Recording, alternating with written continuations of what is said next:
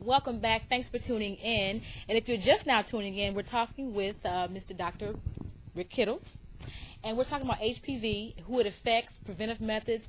And I'm just blown away by the wealth of knowledge I'm receiving today about HPV, who it affects. And I'm just learning that it not only affects girls, but it can affect males as well, boys as well. Right, because as I said, it's sexually transmitted. So some numbers suggest that maybe 30 to 40% of women in the country have some type of HPV.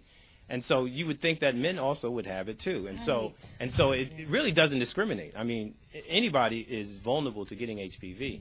And so there have been a lot of research to see how this HPV impacting men. And one of the things that emerged over the last couple of years is that oral cancer is linked to HPV and smoking in men. And so here's a situation where there's some transmission orally of HPV that could impact your risk for oral cancer. Wow, absolutely. So what can, again, so we're suggesting not only that young girls become tested, but guys too? Well, I think everybody should be tested for HPV, men and women, because you know, it gives you even more information that you can use to monitor your health, okay? And in particular for a woman, because then you said, okay, you should be more vigilant getting your pap smears, right? But for men, until we really identify what happens to men with HPV, you should still know your status. And so men who have HPV, and especially if it's oral HPV, then they could be at increased risk for oral Now, are cancer. there any symptoms for the oral? No. I mean, like I said, you know, there's the warts that occur for some forms of HPV, but that's about it. That's a small indication. Now, I've heard that you're better known also as a DNA doctor. Oh, right. Tell me how you earned that name. How did that happen? Well, I study DNA. I'm a geneticist, really. Okay. Right? And so what I do is I look at DNA, and DNA is a very interesting molecule because it codes for who we are, right? Absolutely. And so we inherit DNA from our mother and our father. We get half of our DNA from our mother, the other half from our father, which is why we look like and act like our parents at times. It's a mixture. Right, because DNA codes for things like skin color and eye color and hair texture, and also, you know, facial shapes and height and weight. But what really interests me is how DNA impacts our risk for disease, like cancer and diabetes and high blood pressure and obesity and the like. So genes play a role in these traits, but it's not just the genes only. These genes interact with other genes and then also with the environment. So for instance, you know how some people, they smoke a lot, but they never get lung cancer. That's because it's an environment, a gene-environment interaction that is occurring in terms of your risk for lung cancer. So there are people who don't smoke at all and get lung cancer. Okay, so we have to be careful. And so as the scientists study these diseases more and study the DNA, we're at a much better place in understanding our risk overall as individuals in the community. So I just get so fascinated on how DNA so intriguing. Impacts health. I'm like, tell me more. Tell me more. Right. But I also study DNA and how it's inherited in terms of family history. And so I was one of the first that started looking at DNA and tracing ancestry to Africa for African Americans. You're the co-founder, right? Of African ancestry, right. And so that's sort of also where I got the name DNA Doc from. Very fitting.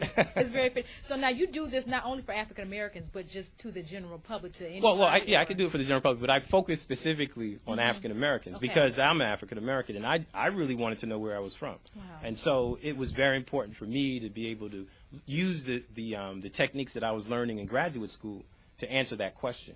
And so I went to Africa a lot of times, been able to sample different parts of Africa, and so I have a huge database of African DNA sequences, and so we use that to compare with African Americans and see where we're from. There has to be a lot of similarities. Oh yeah, because that's where our gene pool comes from. Amazing. You know, we are descendants of people who came from Africa, and so genetically we're very, very similar. And just because we don't identify.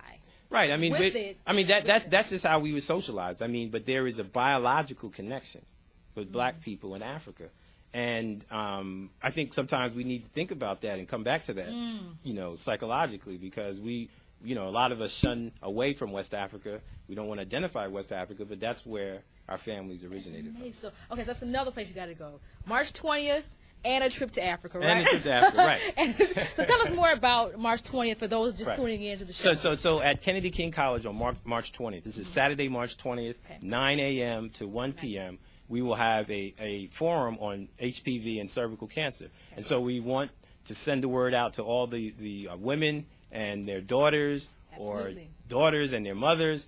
Aunties. Right, bring them in too. I mean, we just want to have a discussion. Right. And so we're going to have a community forum. We're going to talk about the risk for HPV and how it impacts cervical cancer. And also we're going to talk about the vaccine. And we're just going to have a really good, lively discussion. Q&A, and it's free. And it's free. It's free, and it's free food. See? So you know, if get up early, that's go there, right there, right? and get some food. Yeah. That's great. We're going to take another quick commercial break and come right back. So we'll see you in a bit. Stay with us. Ladies and gentlemen, I have a very important question to ask you. Have you had your monthly breast exam?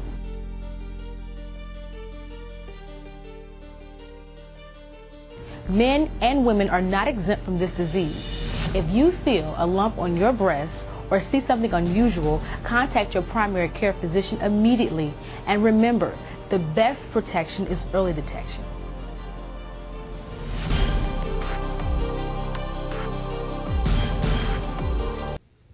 Welcome back. Thanks for tuning in. Thanks so much for joining us today. You're welcome. It's a wealth of information. And remember, awareness brings about change. At least it should be, right? That's right. Okay.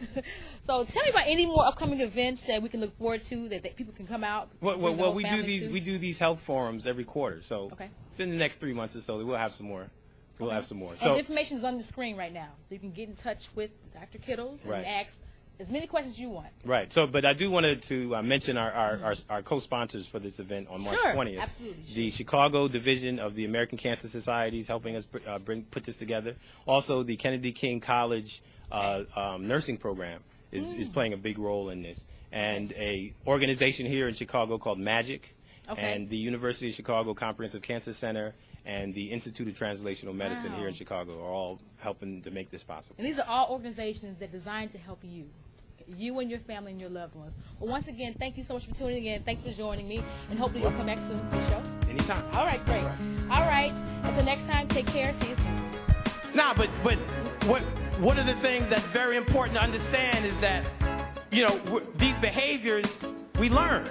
Just like you inherit DNA, and then sometimes that DNA can give you risk for disease, you inherit behaviors like, eating greasy foods and fatty meats and too much dairy, all of that stuff. And so we said, well, we should develop some programming to talk to the students, the young folk. I'm not one of those guys that just likes to talk.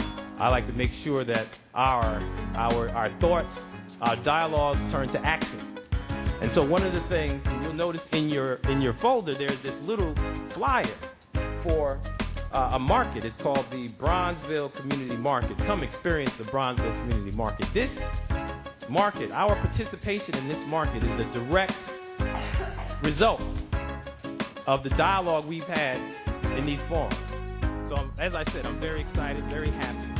And I'm looking in the audience and I see some familiar faces. How many people have come to one of these forums previously?